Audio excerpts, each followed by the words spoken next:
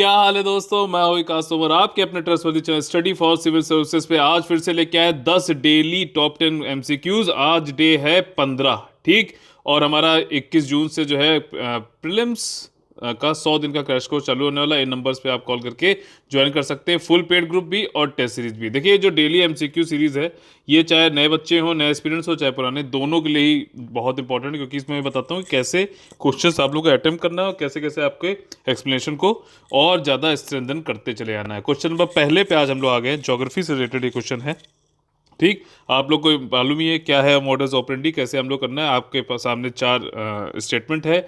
Drainage pattern से question पूछा गया, आप लोग देखना चाहिए कि करंट पूछा है कि नॉट करेक्ट पूछा है।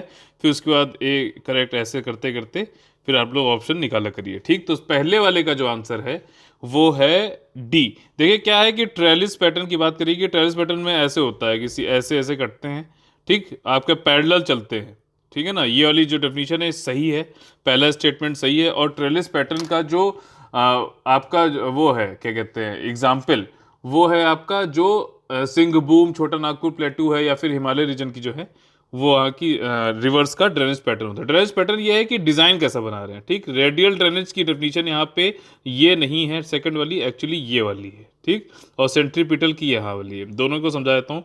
रेडियल ड्रेनेज में क्या है कि कोई एक जो है यहाँ ये पहाड़ है और यहाँ से जो है चारों तरफ जा रहे हैं, जैसे कि सोन महानदी और ये वाला मैकाला हिल से। लेकिन सेंट्रीपिटल वाले में क्या होता है कि यहाँ पे एक गड्ढा है, कुछ लोकटक लेक है जैसे मणिपुर में, तो और चारों तरफ से पानी आ रहा है इसमें, ठीक है। तो इसको बोलते हैं लोकटक लेक, जानते हो ना, जहाँ पे संगाई डियर होता है। एक एक चीज़ जहाँ पे जरूरी है वो एक्सप्लेन किया जाएगा, ठीक। डेंड्रेटिक पैटर्न जो ट्री की तरह ब्रांचेस होती हैं, हाँ, ये बिल्कुल स्टेटमेंट यहाँ पे सही है। कुछ इससे रिलेटेड यहाँ पे इंफॉर्मेशन दी है, आप लोग पॉज करके पढ़ लीजिएगा। क्वेश्चन नंबर 2 आ गया है, ये भी लेक्स से रिलेटेड क्वेश्चन है और यहाँ पे 4 स्टेटमेंट दिए गए हैं। आप लोग बताना इसमें से कौन सा सही नहीं है, ठीक। कौन सा सही नहीं है, तो यहाँ पे जो है सही आंसर जो है वो हो जाएगा आपका सी। देखिए, पहला वाला देवताल भारत की सबसे ऊंची झील नहीं है, बल्कि है Cholamu lake. Cholamu lake 18,000 feet है, सिक्किम में पाई जाती है। सेकंड कौन सी है, आप लोग को कमेंट करके बतानी है, सेकंड कौन सी है, ठीक। Caspian sea is a salt water lake. देखिए, कैस्पियन सी, नॉर्थ सी, ये वाटर बॉडीज जो हैं ये लैंड लॉक्ड हैं, ठीक, समुद्र से जुड़ी नहीं है, लेकिन इनको सी बोला जाता है। क्यों? क्योंकि ये सॉल्टी वाटर्स हैं, इसमें बहुत ज़्यादा सॉल्ट है इसलिए, ठीक। जिब्राल्टर जो है की है मेडिटेरियन सी का, बिल्कुल सही बात है। और ये स्ट्रेट है जिसके थ्रू हम लोग जिब्राल्टर स्ट्रेट के थ्रू ही जो है मेडिटेरियन सी में घुसते हैं। और south America, central America, Mexico और वेस्ट इंडीज, इसको लैटिन अमेरिका बोलते हैं। क्यों? क्योंकि लैटिन जो है आपका एक लैंग्वेज है और इन एरियाज में लैटिन इस लैंग्वेज बोली जाती है, तो लैटिन अमेरिका बोला जाता है। लैटिन अमेरिका लैटिन लैंग्वेज जो है वो स्पेनिश लैंग्वेज होती है। क्वेश्चन नंबर 3 में आ गए हैं। ये वाला यहाँ पे देखिए करेक्शन है, यहाँ पे सी जो है 3 और 4 होगा सिर्फ, ठीक। आपको ये बताना है कि लोकायुक्ता को अपॉइंट करने के लिए अधिकांश राज्यों में लोकायुक्त की नियुक्ति राज्यपाल द्वारा निम्न में से किसकी सलाह पर की जाती है। पांचों में से बताइए कौन सा ऑप्शन इसमें सही होगा। इसमें देखिए जो ऑप्शन सही है वो है सी, ठीक। तीसरा, यानी कि विधानसभा के विपक्ष के नेता और राज्य के उच्च न्यायालय के मुख्य न्यायाधीश से ली जाती है, ठीक। आप लोग को देखिए यही आंसर सही है और सी वाला 3 और 4। बाकी आप लोग ये बताना है कि लोकपाल में सिलेक्शन कमेटी में कौन कौन लोग होते हैं सिलेक्शन कमेटी में, और हमारे जो पहले लोकपाल हैं उनका क्या नाम है, बहुत ही ज़्यादा मशहूर है और आप लोग को जरूर मालूम होगा। क्वेश्चन नंबर 4 आ गया, एस्टिमेट कमेटी पॉलिटिक्स रिलेटेड एक क्वेश्चन है, ठीक। प्रकलन समिति के बारे में है। 4 स्टेटमेंट यहाँ पे दिए गए हैं और आप लोग को करेक्ट बताना है 4 ऑप्शन में से कौन सा यहाँ पे ऑप्शन सही होगा, आप लोग को बताना है। देखिए यहाँ पे सही ऑप्शन जो है वो है डी, ठीक। चारों ही स्टेटमेंट यहाँ पे सही हैं। मैं आप लोग को बस थोड़ा सा एस्टिमेट कमेटी से और जो एक्स्ट्रा इन्फॉर्मेशन बता देता हूँ। इसमें 30 मेंबर होते हैं और सभी जो है लोकसभा से होते हैं। एस्टिमेट कमेटी जो है वो मनी बिल की तरह ही है, ज़्यादातर सारा जो एस्टिमेट जितनी भी मिनिस्ट्रीज हैं इन सबके जो है एस्टिमेट पे काम करते हैं, मनी से रिलेटेड बात काम करते हैं। इसलिए ऐसे याद कर लीजिए कि 30 मेंबर होते हैं और इसमें राज्यसभा का मेंबर कोई नहीं होता है। ये एक पार्लियामेंट्री कमेटी है आपकी, जो पार्लियामेंट में इसके द्वारा बनाई जाती है, आपके एग्जीक्यूटिव जो आपका सरकार है उस पर कंट्रोल रखने के लिए। यहाँ पे इसके जो है कुछ कार्यों के फंक्शन के बारे में बात की गई, वही सब फंक्शन है, कि एफिशिएंसी, इकोनॉमी, पैसा मतलब फिजूल खर्ची ना हो, ठीक। जो एक्सपेंडिचर हो रहा है, जो व्यय किया जा रहा है, खर्चा किया जा रहा है, तो उसको खर्च करने वाला वही अथॉरिटी होनी चाहिए जिसको मतलब जिसको हो कि हाँ भैया, मतलब फाइनेंस मिनिस्ट्री को जो पैसा दिएगा तो वो फाइनेंस मिनिस्ट्री का ही पैसा खर्च करे, होम मिनिस्ट्री का ना करे।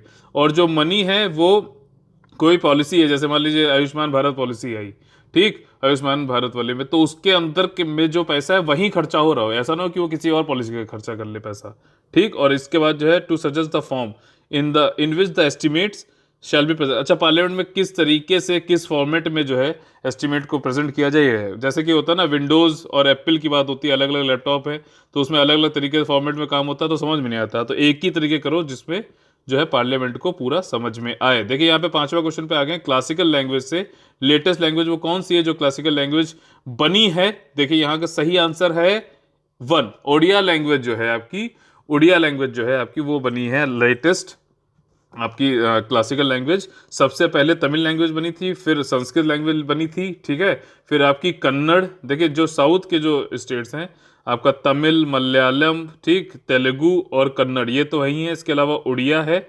और देखिए मैप से कितना आसान हो गया, देखने में अच्छा लगता है। संस्कृत जो है आपका, ये पांच छः जो है आपकी लैंग्वेजेस आपकी जो है क्लासिकल लैंग्वेजेस है। और ये सभी जो 8 शेड्यूल है ना इंडिया का, इंडियन कॉन्स्टिट्यूशन का, उसमें 22 लैंग्वेज हैं, तो उसमें से ये 6 लैंग्वेज भी हैं। यूपीएससी ऐसे क्वेश्चन पूछेगा कि जो 6 लैंग्वेज, ये नहीं पूछेगा कौन क्या हुआ, ये तो 2 बार पूछ लिया उन्होंने लगातार, ठीक। ये बोलेगा कि बताओ जो क्लासिकल लैंग्वेजेस है वो क्या ए शेड्यूल लैंग्वेज में सारी नहीं है या फिर सारी हैं, इस तरीके से स्टूडेंट बनाएगा, इनडायरेक्टली पूछता है यूपीएससी, ठीक।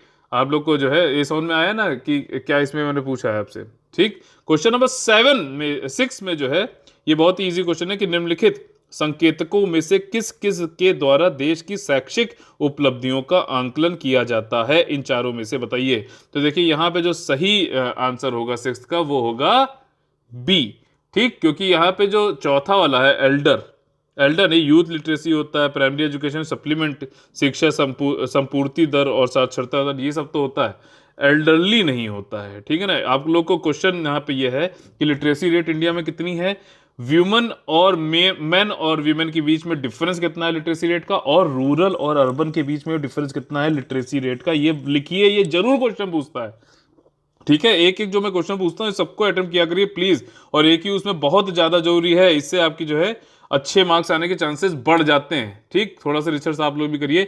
ये वाला क्वेश्चन जो है झन्नाटा क्वेश्चन जो हम लोग हर एक डालते हैं, जिसके आने की बहुत ज़्यादा चांसेस नहीं होते, और ऐसे क्वेश्चन के पीछे में ज़्यादा भागने की जरूरत भी नहीं है। ये सिर्फ इसलिए रखा था कि ताकि आप लोग पता चले कि कहाँ किस किस पे ज़्यादा फोकस करना होता है। देखिए यहाँ पे जो है आपके 4 स्टेटमेंट दिए गए हैं, मिडिवल इंडिया हिस्ट्री से क्वेश्चन है, आप लोग बताना है कि इसका सही आंसर क्या होगा। तो देखिए इसका इसमें करेक्ट पूछा गया, सही आंसर होगा आपका सी।